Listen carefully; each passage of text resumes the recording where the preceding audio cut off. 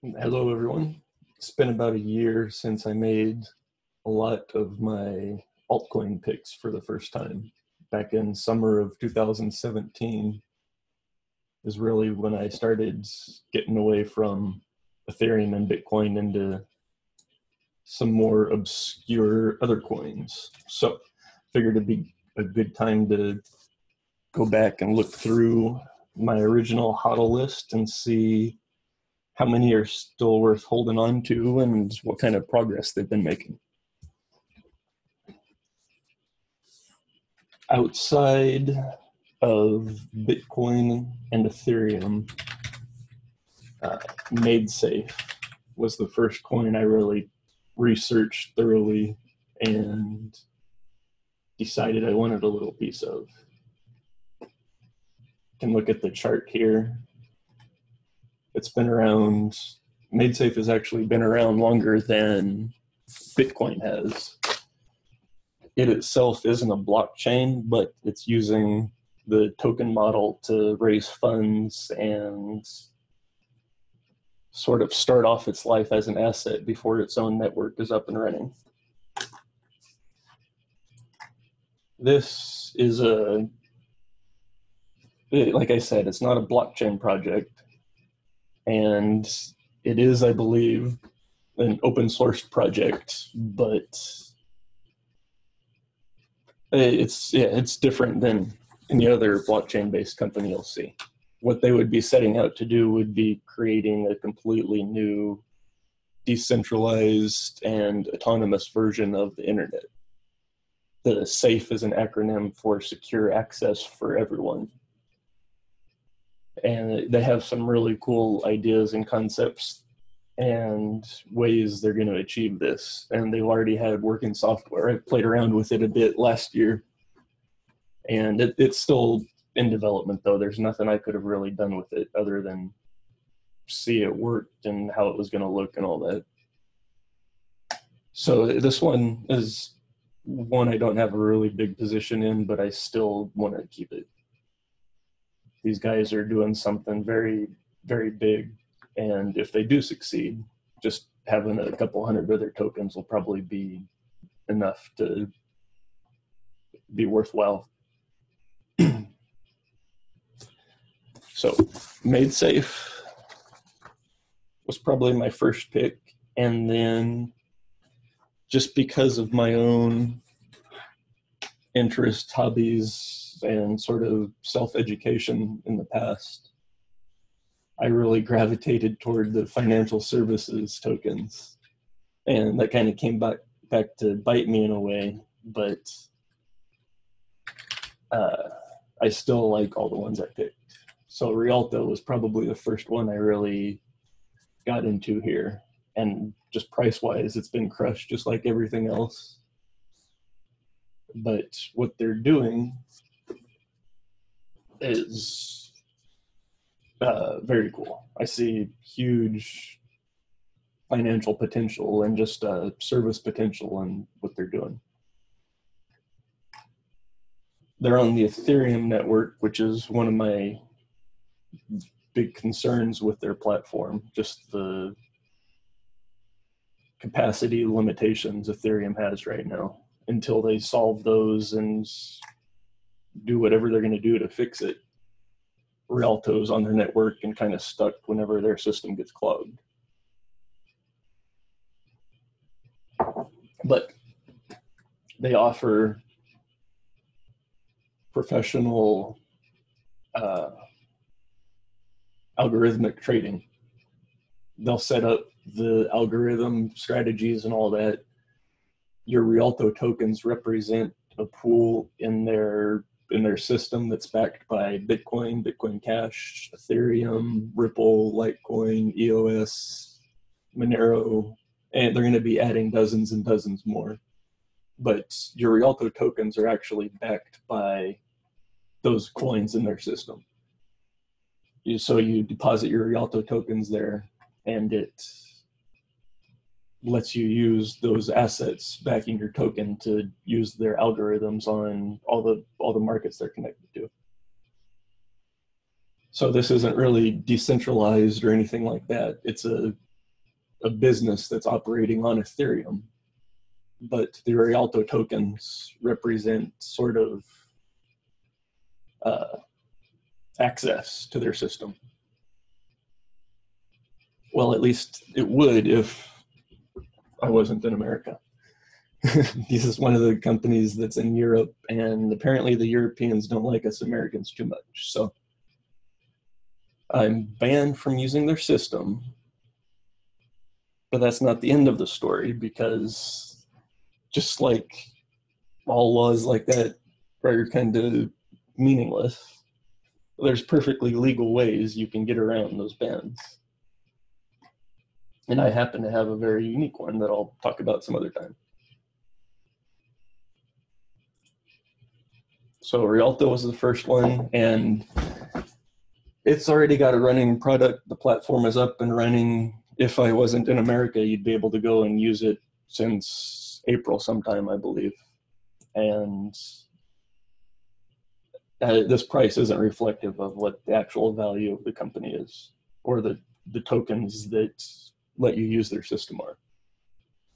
So this is one I still like, and I'm still holding on to this one. Veritaseum is another financial services based out of America that I really liked. And this is another one that has a functional platform. Its products are up, running, working. You can see them trading and buying and doing their thing. It's another security token, according to the SEC, I guess, which is why the holdup is keeping us from onboarding. And so it's not just Europe either. This company is based out of America. This is a pretty popular, I don't know, but he's well known in the financial services industry. He used to be all over TV and stuff, made a bunch of money in the financial crash back in 08, 09, and got into blockchain soon after that. So these tokens would be access to the platform he's creating, where the people put together the research and do the evaluations. And the smart contract uses that research as inputs and accumulates whatever tokens that research says is at the best value at that time. So it's basically, I think of Rialto like having a computer trading desk from Wall Street on your iPhone. It gives you all those same functions that the Wall Street, Goldman Sachs, sort of their computer trading divisions have. So Rialto would be the prop desk in your iPhone. This guy would be like a private equity research or private asset investment funds in your iPhone. He does all the just top-notch research, best in the class that I've seen. And they already have the computer system set up to automatically apply that research. So it offers the sort of best of both worlds. You have the human element doing the evaluations and research, and you have the computer handling all the transactions and account management, which basically cuts out the Wall Street side of the equation. And it gives access to a system to normal Joes like me who would never have access to a investment account with some private equity like this. So this is a really cool one that I like. And even though .gov says I can't use their platform yet, I still want to hold it. Those are hurdles I'm pretty sure they're going to overcome here pretty soon. So it's just a matter of patience. Veritasium was the third. EOS was actually the fourth. And they stumbled out of the gate a bit, but they did launch their product relatively on time. It is working as advertised despite some of the, well, not despite, but in spite of some of the bugs and things that you just probably should expect when all these things launch. And it's another one that I'm going to keep holding on to. The product seems to be as advertised.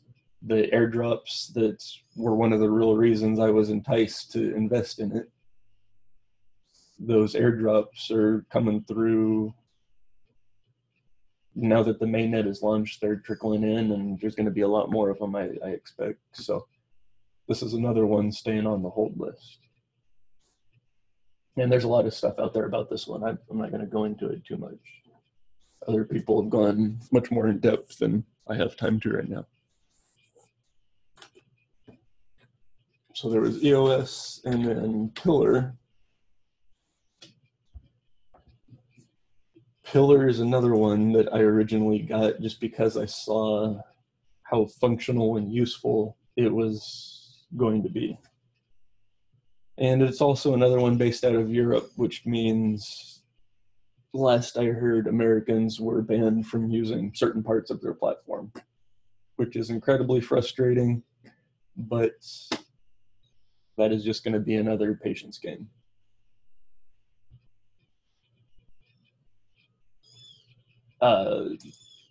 Personal data storage is what they start with, but they also have marketplace functions and payment networks, and just it's going to be a very broad, useful, functional system, I think. It's another one I'm going to hold. I don't have a huge investment in it, but I think 100 or 200 coins will probably be a decent amount once it is fully functional, and if it gets that mass user adoption, that it brings the value with it. So keeping that small bet on Pillar. Let's see. After Pillar, Safe Exchange was the next project I really got into.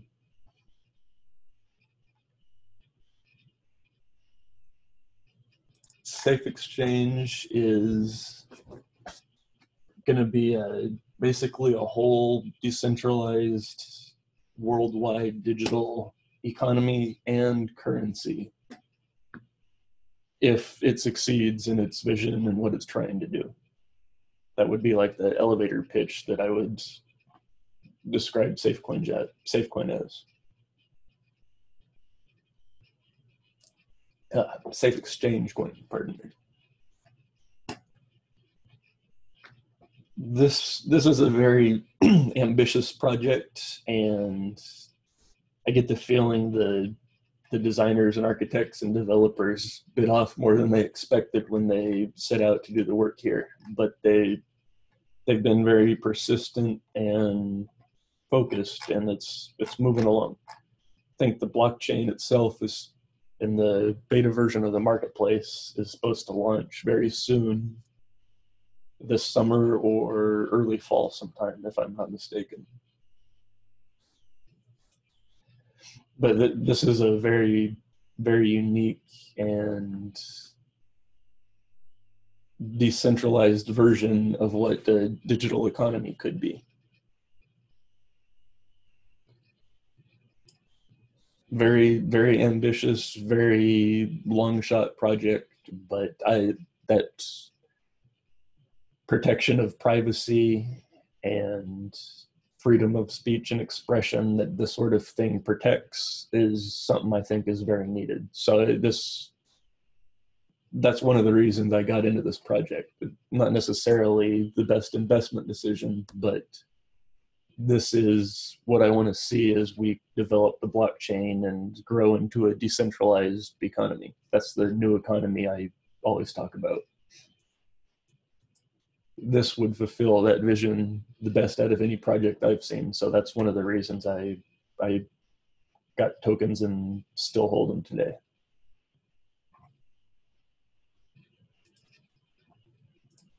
That's Safe Exchange. And after that, we have the three exchange coins: Kucoin, COS, and CryptoBridge. These were three that I really liked. So Price looks ugly just like most everything else, but despite that, all three of these next tokens we talk about, I really like as a financial investment.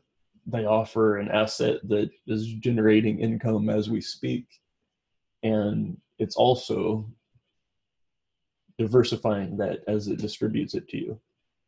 Kucoin here every day will pay out tiny fractions of the trading fees to you in each trading pair. So you'll have hundreds of coins on this exchange, but they'll be in very small denominations until they grow and reach whatever value they're going to be. So I really like this model for that reason. Costs is similar in the exchange model. It distributes income based on the trading fees of each trading pair, but it also offers payment systems, merchant platform, fiat to crypto payment gateways, all kinds of stuff like that. So Kucoin is out of Hong Kong, I believe, though I might have heard something about them moving to Malta. I'm not sure about that. Last I heard, they're still in Hong Kong. Cost would be in Singapore. And if you read the written report I'll put out, I go over some concerns I have about some of these foreign companies and things like that. Because that is a risk you need to be aware of if you're American and you're trying to get assets that are based out of foreign countries like this. That's something that could affect you. That's a risk you can't ignore. It's not necessarily a reason to avoid them, but you have to be aware of it and understand it. So COS has a very different earnings model than Kucoin. Kucoin has way more volume and earnings at this point, but COS has much greater potential in the future from what I see. Crypto Bridge would be the third, and they do a lot of other stuff on Crypto Bridge too, but this would be the decentralized version to Kucoin and COS. Those are both more centralized business models like Veritaseum and Rialto would be. Bridgecoin would be the decentralized edge of that spectrum. They're running on BitShares, and they work very well with the DexBot market maker software. They offer some incentives if you're doing the market making service on their exchange, and that's another kind of icing on the cake here. But both Kucoin and Bridgecoin have a very deep roster of very small altcoins. So if you're the type of person that likes hunting for those real obscure diamonds in the rough out there, these are two that you should probably take a look at. There's some very interesting projects here on Bridgecoin. Kucoin has more of the mainstream top 400 or 500 tokens on their system. Bridgecoin has a whole bunch that aren't even ranked on CoinMarketCap.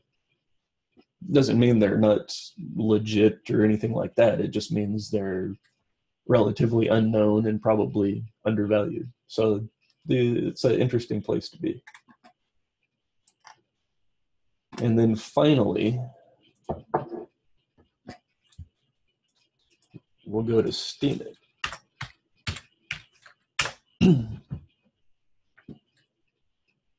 This is one I didn't really invest money in until recently, but I was on and my writings got enough that I gathered some Steam power and Steam dollars a year or two ago when it was really cheap.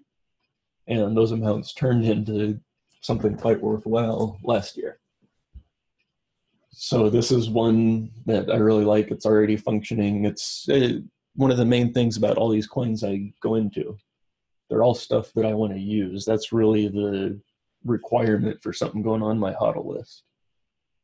If it's the project is something I understand and see the value in and actually want to use, then I'm going to get a few of their coins and hold them until I can use them. The real value. The coins are going to go up in value, I'm fairly certain. but the real value is in the projects and what they're going to be doing. That's what gives the coins value. The actual project and whatever vision it's going to fulfill and service it's going to provide, the people who are going to be using it are going to be creating the value that we're seeing right now. And I don't think these coin prices reflect that true value at all, which is one of the reasons I'm so excited about the crypto space, despite price crashes and 6 months of bear markets. That value and that potential is still all there. So Steemit, I've done a lot of stuff about kind of how to use their system, how to automate your account so you use it efficiently and actually use your Steem power as working capital rather than just an asset you store on the blockchain. So you can see here I have, these are all curation awards based on the upvotes I distribute. So I'm giving currency to all the authors and people that I'm upvoting, but I also earn some Steem power on that. And as you can see here, it gives you what you've earned over the last day, week, 30 days, about 5% earnings. I would say you could expect that if you set it up right and monitor it and make sure you have active users you're voting for. Which that's no joke. Try going to a bank and getting 5% in a savings account. That's not something you can do very easily right now. So cryptocurrencies are already offering better returns on deposits and stuff than banks are. That's only going to get greater too. There's, like I say, this is barely the first. We're probably going into the second inning of the transition into the new economy, blockchain-backed, decentralized version of what a world economy could be. And it's very early in that game. All these coins I go over here, I figure I picked up in the first inning. We're probably heading into the second inning right about now. So it's going to be interesting, and I'm going to collect another basket of them, I'm sure, here. And that's part of why I go and research and get on Crypto Bridge and Kucoin and all that. I want to find the next group that's coming up that are going to be developed a year or two behind these ones coming out right now, like Veritaseum and Rialto.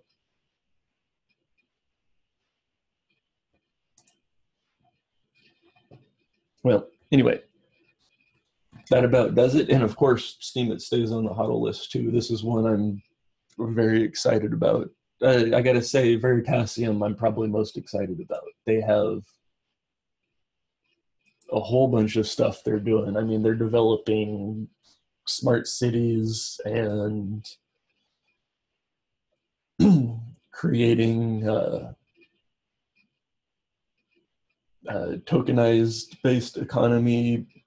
They're going to try to turn Africa into what the European Union could have been if it was done correctly. That's how he describes it. So he does very big picture, large scale projects, and that's going to get reflected in Veritasium and what you can do with it. That's probably what I'm most excited about right now. Steemit would be coming in a close second. They've got their working product out. Their next major development, the smart tokens, are coming out here pretty soon. And I see a lot of value and use in the Steemit blockchain also. Well, that about does it. And check out the actual publication I put out. I go more in depth into each of them and go over some risks I see around them and all that kind of stuff. Until next time, we will talk to you all.